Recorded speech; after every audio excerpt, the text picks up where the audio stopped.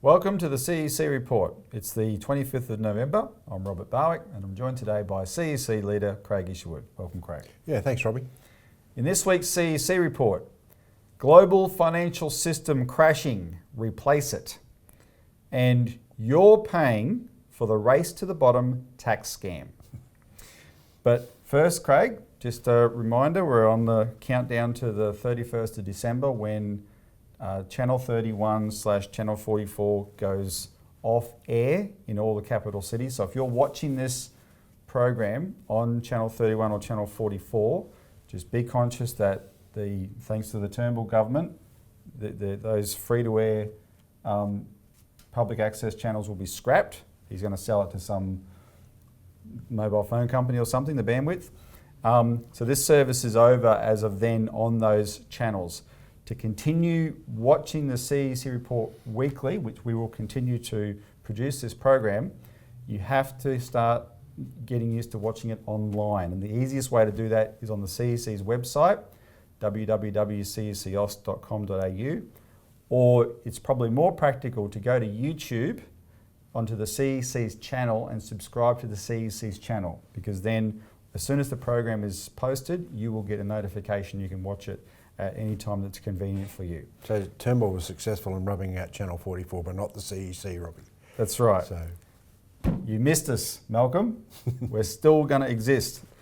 Also, before we get started, Craig, while we're making a plug, just to remind the viewers that what we cover on the CEC Report, sometimes people say to us, do you have a transcript? No, this is not a scripted program. You can find most of what we cover on the CEC Report in our weekly magazine, the Australian Alert Service. So you feel free to call in on our toll-free number on the screen there and ask for a copy of the Australian Alert Service if you want more information on anything we cover. That's in general. That's not this week. In this week, we're going to be covering our hot off the press New Citizen newspaper, which we'll get to now. So the first news item, global financial system crashing, replace it. And Craig, what we're going to do today is go through what we have published in the November, December, January issue of the New Citizen newspaper under that headline, Global Financial System Crashing, Replace It. This paper has been produced as a powerful tool for you to work with us in the CEC to fight for Glass-Steagall, the separation of banking so that the real economy can be protected from speculation, the speculation and gambling, that financial gambling that's frankly blowing up the global financial system. But more than that, Craig, actually a new economic system. Yeah, right? That's what the world needs. Well, this is brought out on the basis that you've had a major change in the world in the US elections. You've had President Trump-elect in the position of taking power. On the 26th of October at a major rally, he said that he intended to bring back a 21st century Glass-Steagall, which is, as you said, the separation out of the necessary legitimate commercial banking system, protecting depositors from the high-risk speculative investment and merchant banking, which has built up an enormous bank of these gambling instruments called derivatives and other sorts of debts over the last years. Now, he said that. You have Senator Elizabeth Warren in the United States who said, I will, even if she doesn't like Donald Trump, and made that very clear during the election, I'm going to work with him. And you have a raft of other ranking members of the US Congress that have said we need Glass-Steagall. So this is very much a live policy now. So there's a potential there that didn't exist before because we know that Barack Obama used his 8 years to block the push for Glass-Steagall, and Hillary Clinton, although under her campaign Glass-Steagall was put in the Democratic Party platform, she personally was opposed to it and there was no hope she would pass it. Trump has said this. We don't know yet, Craig, how genuine that is, but he said it, he campaigned on it. What we have to do is be part of an international push to make sure he delivers on it. And that's going to be interesting because Bill Shorten during the election campaign here said, no, we're not having a Glass-Steagall here in Australia. Malcolm Turnbull has shrugged it off too as saying it's not necessary, and all of a sudden this is a major financial change, strategy change in the US, and of course if the US goes with this, then Australia is going to go with it because there's not going to be a choice. Well, that's right. And that's, now, sometimes, more often than not, Craig, that's bad when America and Britain say go with something like a war, we just go along behind.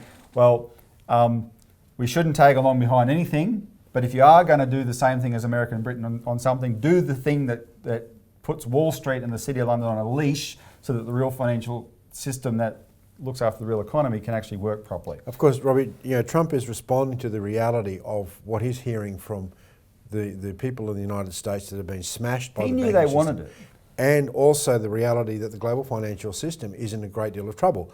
And we published this graphic, which you can put up which you'll see on the screen, on the interconnectedness of one of the globally significant financial institutions, the GSIBs, Deutsche Bank. And you can see from this graphic of just how interconnected it is with these gambling debts called derivatives. And if any one part of, if Deutsche Bank blows, then it'll just start a chain reaction across the entire global financial system. So with Deutsche, what people have to know with Deutsche Bank, when you see that word there, Deutsche Bank, think Lehman Brothers, but much bigger. That's the point. Lehman Brothers, but much bigger. Now, the Lehman Brothers blowout happened 2008, 8 years ago. The measures that we implemented then, Craig, that they weren't implemented to fix the system. They were implemented to arrest this meltdown of the derivatives bubble that was occurring then, just try and stop it, and keep the banks stumbling along. Those measures, 8 years later, are actually falling apart. And consequently, that's why there's the heart of the derivatives crisis in the world is in Deutsche Bank, and it has all those interconnectors. But then let's put up on the screen, following that one, we're going to illustrate a couple of things here. The Australian Alert Service published a feature last week called How Deutsche Bank Became British. Because Deutsche Bank actually was the biggest industrial bank in the world once upon a time. It's a German bank. But in 1989, following the assassination of its chairman, it actually turned into a British institution. And what we said, it joined the City of London Financial Casino.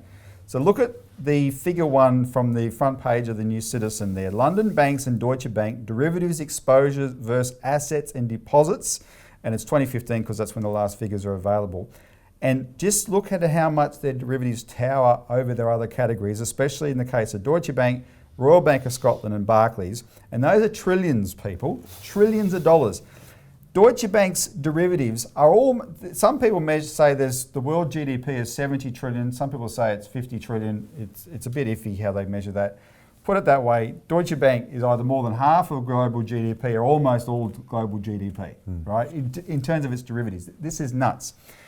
And then we shouldn't be cocky from Australia because look at our situation. Put up the Australian big 4 banks. We are just as much a part of this mess as that Deutsche Bank web.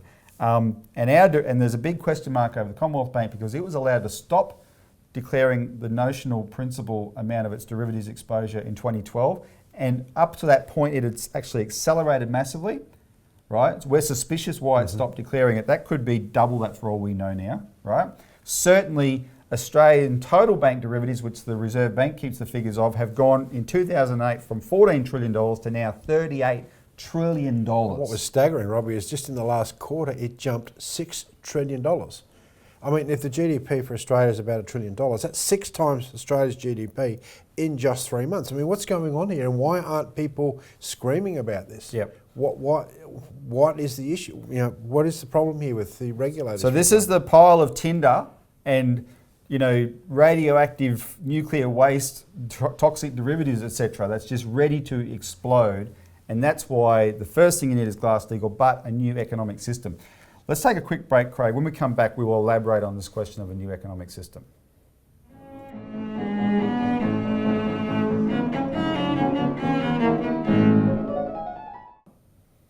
Welcome back to the CEC Report, where we're discussing global financial system crashing, replace it.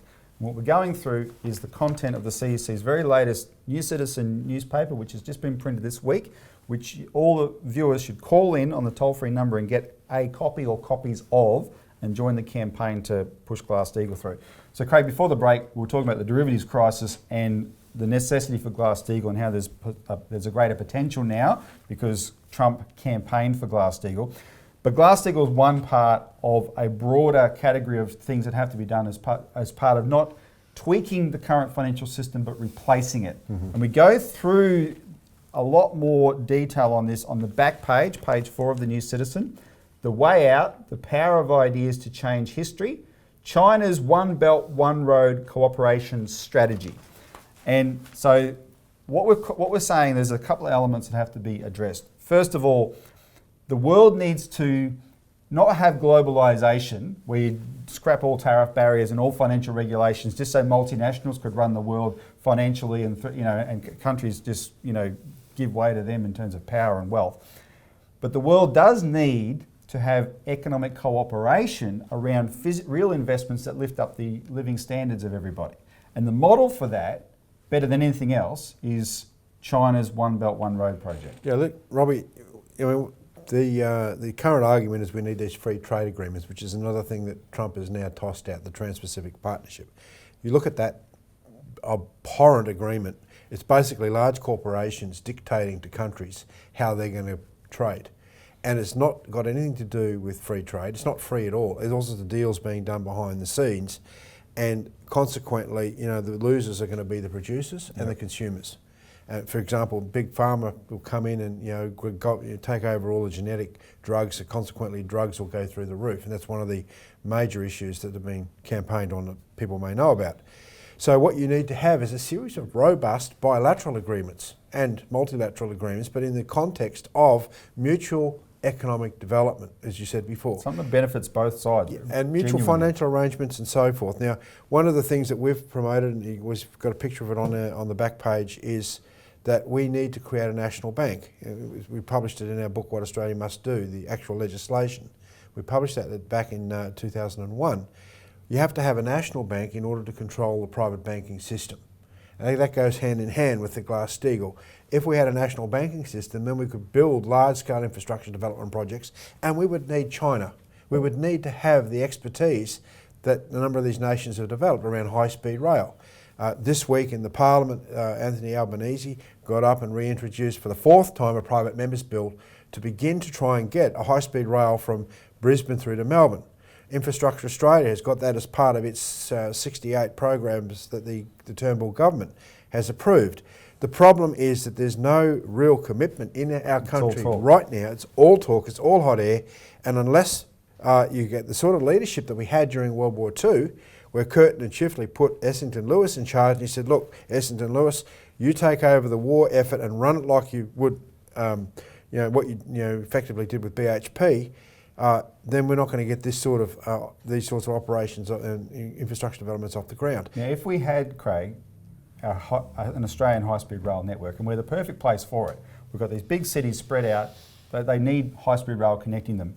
We would be very well positioned to fit in with what these two maps on the back page of the New Citizen show, the Eurasian Land Bridge, and the second, that's the first map there is something that our organisation and the LaRouche, Lyndon LaRouche-led organisation in America called Executive Intelligence Review proposed in the mid-90s, a Eurasian land bridge to connect the world with infrastructure.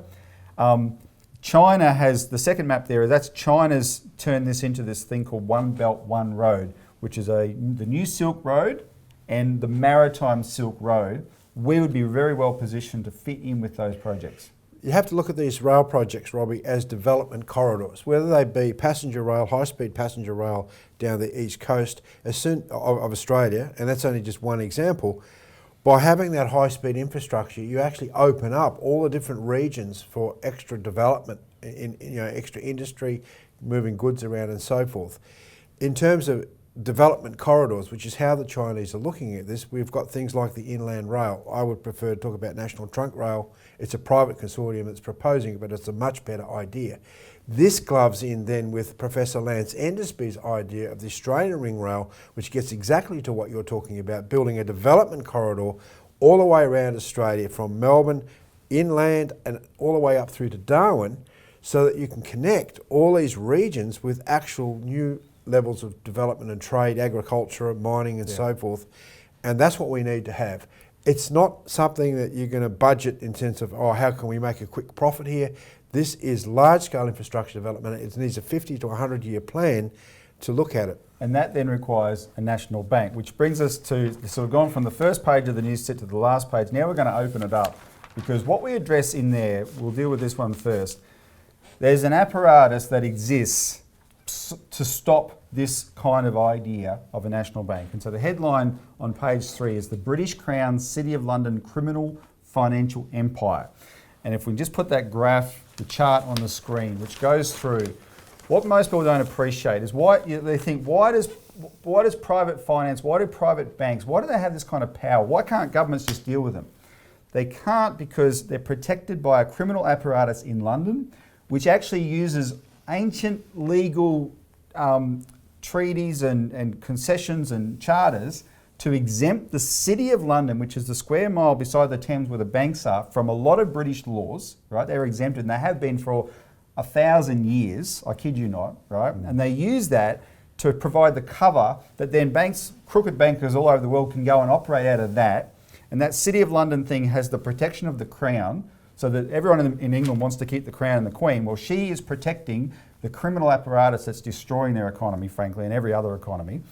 They run this City of London Corporation, and from the City of London Corporation, you have the global banking bureaucracy. So we've got the line going down to the Bank of England. The Bank of England helped create the Bank for International Settlements, and the Bank for International Settlements dictates to Australia's Financial Stability Board, or to the Financial Stability Board, which in turn gives orders to the banking regulator in Australia, APRA, right? And APRA operates under that authority. But then you've got the other side of it, which is the private side of it, and I'm going to deal with this more in the next segment, where the City of London controls the web of offshore tax havens that are in British-controlled countries. What they call the Crown dependencies in the English Channel, the Jersey, Guernsey, and the Isle of Man. Britain's existing colonies, which they now call overseas territories. Most of them are in the Caribbean, like Cayman Islands. And the third level is the former colonies like Hong Kong and Singapore, which operate that way as well. That web controls half of the world's deposits. And the population in that area would be one fraction of 1% of the world. Yet what they do is they let all these companies set up there and stay out of the reach of their national governments, right? And this is a private system, and what they hate is the idea of national governments having any say over their own financial system through a national bank. And that's the apparatus that's going to stop what we're talking about. Mm-hmm. We have to stop them. Yep. Right. And just quickly before we take a break, we should, we can't do it justice today, but just to mention it, what we've done in the New Citizen is featuring an editorial, Stop Nuclear War, Shut Down Pine Gap Now. And this goes through featuring 2 maps. The war danger that has been building, that has frankly become quite a crescendo just in the last few months between the West and Russia in particular, but also Russia-China. And the first map shows the encirclement, the NATO encirclement of Russia that has really escalated this war. Yeah, NATO aggression, Robbie. NATO aggression, yeah. That's right. And Syria has become a front line in that.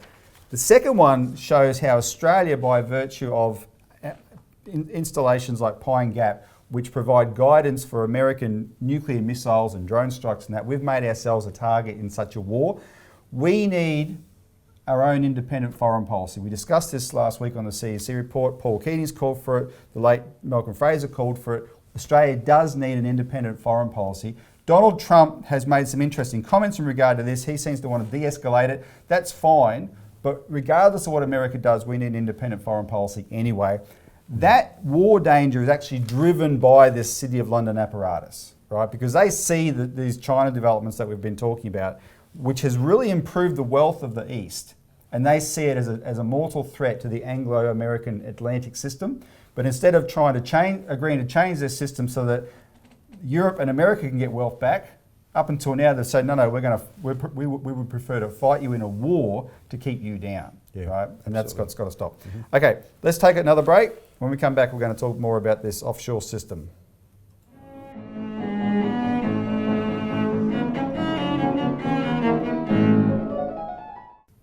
Welcome back to the CEC Report. Finally, you're paying for the race to the bottom tax scam.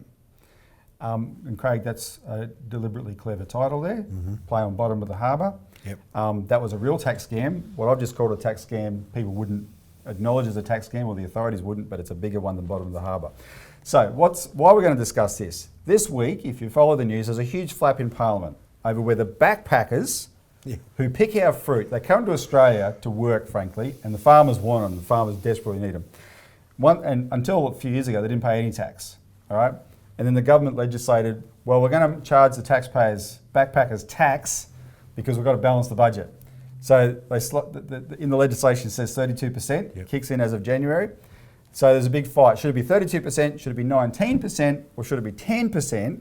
Or should it be 0, right? So here's the thing though. While they're doing this huge argument, and they were yelling in Parliament yesterday over backpackers and what tax they should pay, the same government, the same Malcolm Turnbull, Barnaby Joyce, etc., they are trying to legislate to reduce company tax in Australia from 30% down to 25%. And if they did that, of course, then they'd be expecting backpackers to pay more than corporations would be paying if they end up paying 32%. And their argument for trying to reduce it is we have to compete with places like Singapore. In Singapore, they charge 17%. In Hong Kong, they charge 16.5%. And look at BHP. BHP goes and bases its business in Singapore so it can get the 17% tax rate. Well, I've got a bright idea, Craig. If BHP really wants 17% tax and we want them to be able to have it, let them go to Singapore and mine iron ore. Yeah. And mine coal there and then pay that 17% tax. This is ridiculous why we're letting companies just play what globalisation has done, and this British system I talked about before the break has allowed multinationals to play countries off against each other, and the consequence is you're having a race to the bottom. Every country's trying to outdo each other and say, oh, we're going to cut tax so we're going to attract that foreign investment. And we're not, this is one thing Donald Trump is dead wrong on. Right? Most things he's probably dead wrong on. There's two things that we think he might be okay on. Dead wrong. He wants to cut America's down to 15%, which is ridiculous. It's this race to the bottom, right? And what provides the impetus for this race to the bottom? This British system that we went through before the break, where between the City of London, the Crown dependencies, the British colonies, now called overseas territories, and the former British colonies like Singapore and Hong Kong, which have together a tiny percentage of the world's population, way less than 1% of the world's population, hold 48% of the world's bank deposits, right? Because they're a criminal apparatus there to undermine government regulations, government tax structures, etc. Now, in the second category, the second ring of those is the British colonies. One of those is the Cayman Islands. That's the biggest one. There's more than $1 trillion in deposits in that one little set of islands in the Caribbean alone, including the money of Australia's Prime Minister, Malcolm Turnbull. So he's yelling that the backpackers have to pay tax. Why does he have his money in the Cayman Islands? To avoid tax. Exactly. He's dodging tax. That's why he's got to do it. This is all garbage.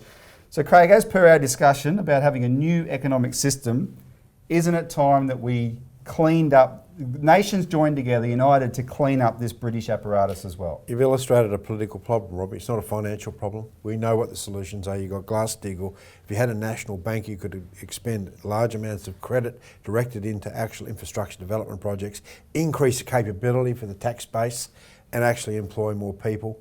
I mean, this is all smoke and mirrors based upon the globalisation doctrine. It has to stay, they say, and free trade, which is being seen as being absolutely destructive for ordinary people.